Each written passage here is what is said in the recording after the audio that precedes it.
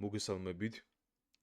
მიმდინარე ვიდეო განხილვაში სულ შემოგთავაზოთ მორიგი 5 ტესტური დავალება, რომელიც შედგენილი მაქვს საქართველოს სისხლისამართლის საპროცესო კოდექსიდან.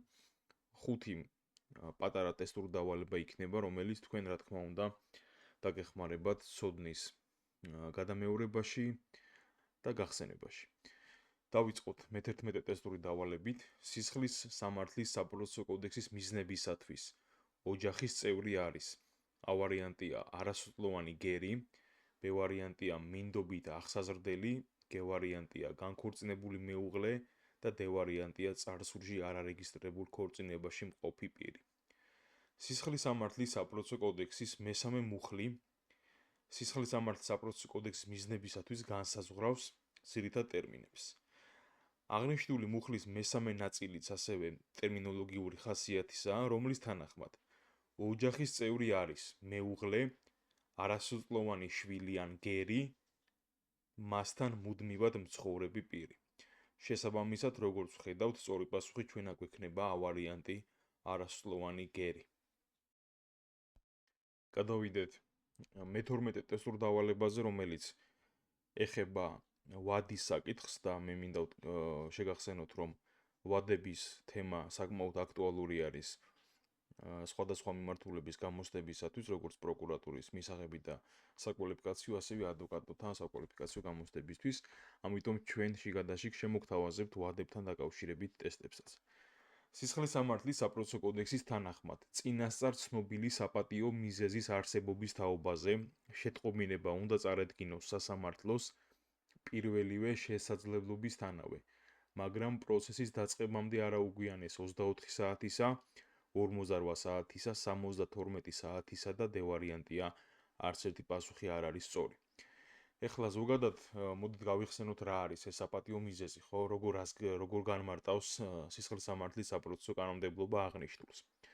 კოდექსის მესამე მუხლის მე-18 ნაწილი გვეუბნება ესეთ რამეს, რომ სისხლის სამართლის პროცესის მონაწილის გამოუცხადებლობა არის პირველ რიგში საპატიო მიზეზის თავი და არსი, რაც გამოწვეული არის მისი ავადმყოფობით, ახლონათესავის გარდაცვალებით, სხვა განსაკუთრებული ობიექტური გარემოებებით, რომლებიც მისგან დამოუკიდებელი მიზეზებით შეუძლებელს ხდის პროცესზე გამოცხადებას. ამასთან აღსანიშნავია, რომ ავადმყოფობა უნდა დადასტურდეს სამედიცინო დაწესებულების შესაბამისი უფლებამოსილების მქონე პირის მიერ გაცემული უფლებამოსილი პირის მიერ ხელმოწერილი და ბეჭდით დამოწმებული დოკუმენტით, რომელიც პირდაპირ მიუთითებს პროცესზე გამოცხადების შეუძლებლობის შესახებ.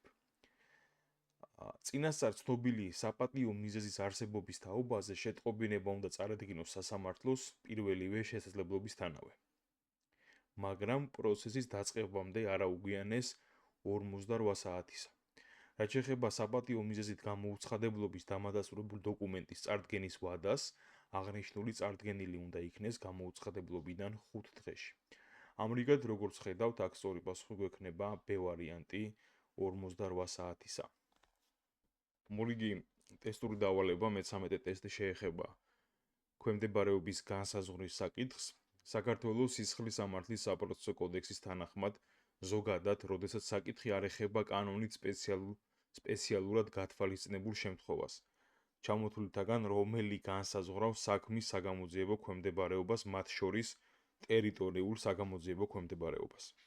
A ვარიანტია დანაშაულის კატეგორიის მიხედვით საპროცესო კოდექსი, B ვარიანტია საქართველოს გენერალური პროკურორი, G ვარიანტია სისხლის სამართლის საქმეთა ქვემდებარეობის განსაზღვრის შესახებ საქართველოს კანონი და D ვარიანტია საქართველოს იუსტიციის მინისტრი.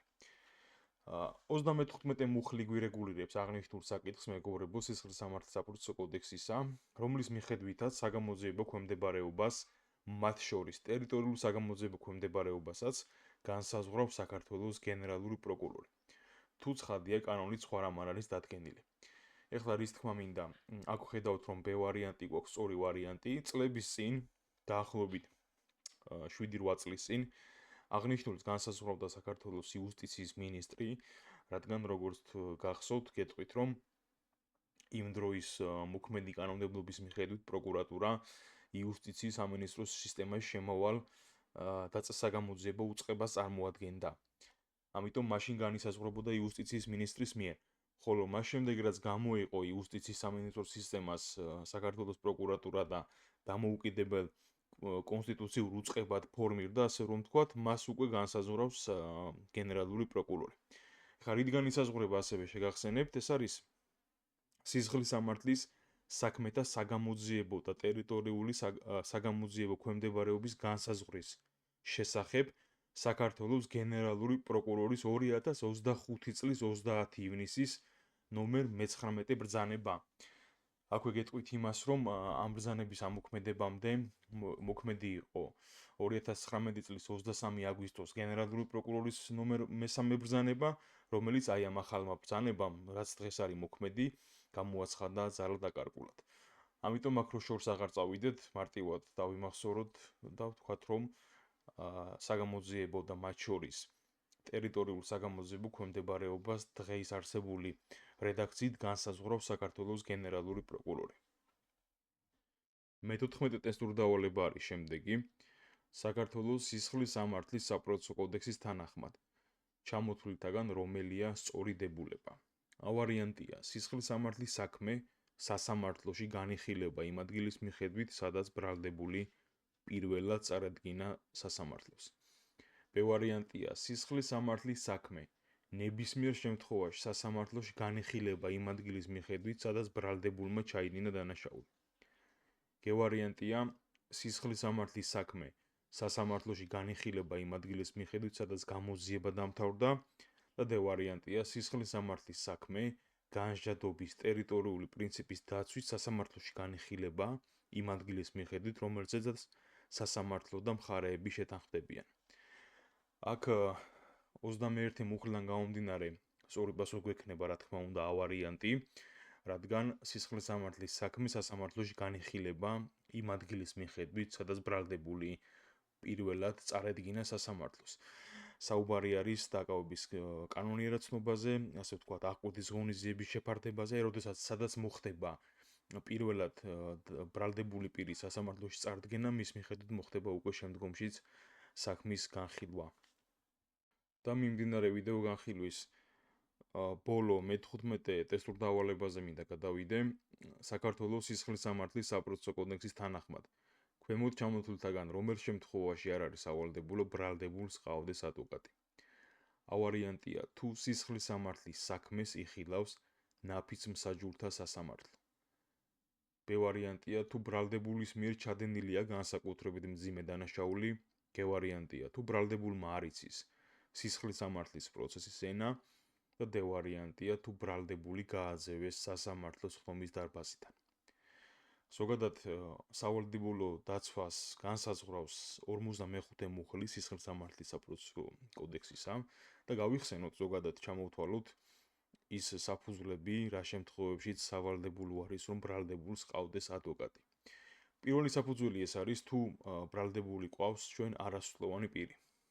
ასევე არის, რა თქმა უნდა, თუ მან არ იცის სისხლის სამართლის პროცესის ენა, რომელიც არის სახელმწიფო ენა, ქართული ენა, ეს თუ არ იცის თავისთავად, მას ადვოკატი მიეჩინება და ასევე თარჯიმანი უნდა ყავდეს.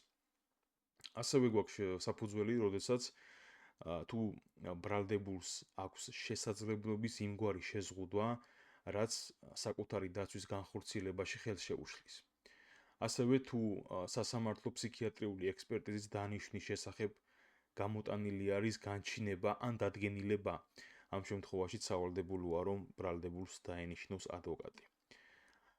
ასევე ისეთ შემთხვევაში, თუ ჩადენილი ქმედებისათვის, რის გამოც მას ბრალი აქვს წაყენებული, სისხლის სამართლის კოდექსით გათვალისწინებული ან მოსალოდნელი არის პასუხისმგებლობა უადო თავისუფლების აღკვეთის სახით. ასევე თუ მასთან მიმდინარეობს მოლაპარაკება საპროცესო შეთანხმების დადების თაობაზე. ასევე ნაფიც მსაჯულთა სასამართლოს მიერ საქმის განხილვის შემთხვევაშიც.